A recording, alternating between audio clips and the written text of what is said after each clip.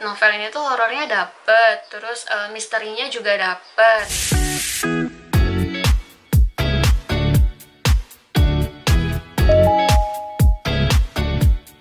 Halo teman buku semuanya, welcome back to my channel Teman Buku. Hari ini aku akan ngebahas 3 novel horor sekaligus, tapi nggak akan aku masukin ke dalam satu video. Aku akan membaginya menjadi 3 video. Nah, novel yang akan aku bahas yaitu novel dari penulis Sweta Kartika. Mungkin teman-teman di sini ada yang mengenal Kak Sweta itu lebih ke seorang komikus karena dia memang lebih banyak mengeluarkan komik dibandingkan dengan novelnya. Ya, setahu aku sih gitu. Di video yang pertama ini aku akan ngebahas buku Journal of Terror series yang pertama yang judulnya Kembar. Ini dia bukunya. Sebelum kita ke isinya, aku bakal ngomentarin dulu nih si covernya. Covernya ini aku pikir nggak terlalu seram ya, karena dia cuman ada foto anak SMA laki-laki, sama di belakangnya tuh ada bis, dan ada anak perempuan yang lagi duduk. Ini juga kalau misalkan dilihat sekilas, ini seumuran dengan si potret yang cowok ini. Setelah aku baca isinya, ternyata potret anak SMA ini itu namanya Prana, dan yang di belakangnya itu adalah Alina. Jadi si Prana ini dia itu tiba-tiba punya indera keenam yang bisa ngelihat dunia seberang di umurnya yang kelima. Kebayang gak sih, dari orok nggak bisa ngelihat hantu, tiba-tiba bisa ngelihat hantu pas banget ulang tahun yang kelima. Mau tiup lilin, tiba-tiba pingsan, terus pas bangun-bangun udah ngelihat hantu. Serem banget gak sih? Tapi si Prana ini punya firasat kalau penglihatannya ini dipinjamkan oleh saudara kembarnya. Makanya judulnya Kembar, karena si Prana ini sebenarnya kembar, tapi saudara kembarnya udah meninggal duluan sesaat setelah dilahirkan.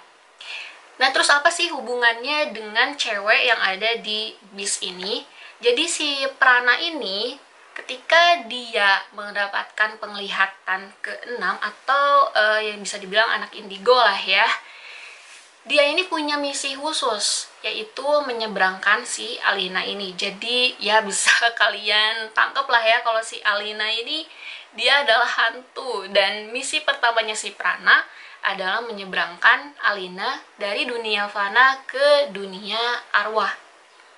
Yang unik di novel ini adalah misi menyeberangkan si Alina ini tuh lebih ke melankolis, romantis, pokoknya nggak serem sih, udah jadi kayak apa ya, FTV seri percintaan dengan hantu. Ini lucu banget sih, dan nggak cuman lucu tapi keromantisannya itu, kemelankolisannya itu kena gitu ke aku. Dan ya, novel ini tuh salah satu ceritanya, yaitu cerita si Alina ini bener-bener nempel gitu di kepala aku, dan sampai sekarang pun kalau misalkan aku dengerin lagu mellow itu ingetnya sama Alina, bisa kayak gitu. Jadi sebenarnya si novel ini tuh punya berbagai cerita, jadi nggak cuman tok di apa namanya, satu novel ini tuh satu bab tentang hantu doang gitu, enggak. Jadi ceritanya ini tuh beruntun, dimana bener-bener emang fokusnya itu menceritakan soal si Prana ini. Awalnya itu kenapa Prana bisa melihat dunia seberang, terus bagaimana perjalanan Prana agar terbiasa untuk melihat mereka, terus bagaimana Prana menjalani misi pertamanya, dan juga ada di akhir itu tentang warisan, sama ada teka-teki yang lain.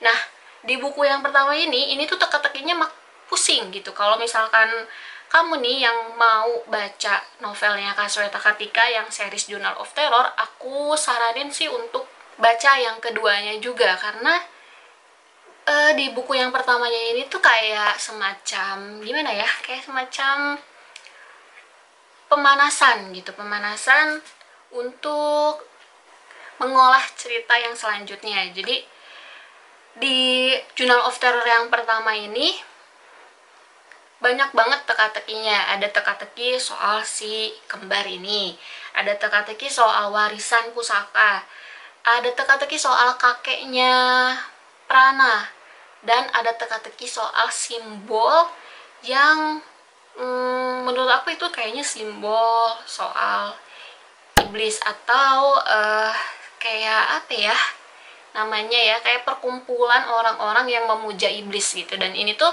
di buku pertamanya ini tuh masih jadi teka-teki. Nah, aku tuh suka sama pembawaan narasi Kasweta Kartika.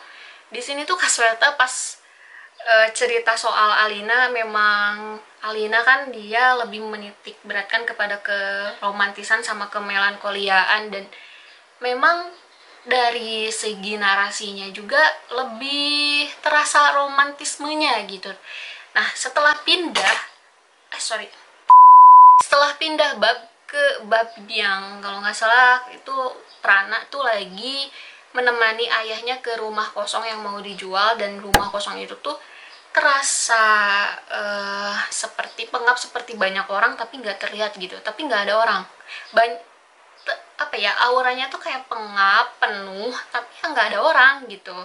Dan di sini mulai muncul kayak ngerasa kengerian, sampai aku juga apa ya, sampai ngeliat seisi rumah ini apakah ada tata letak barang-barang yang bisa menimbulkan kehororan atau kengerian sesuai dengan yang ada di novelnya Kasweta ini yang pertama ini.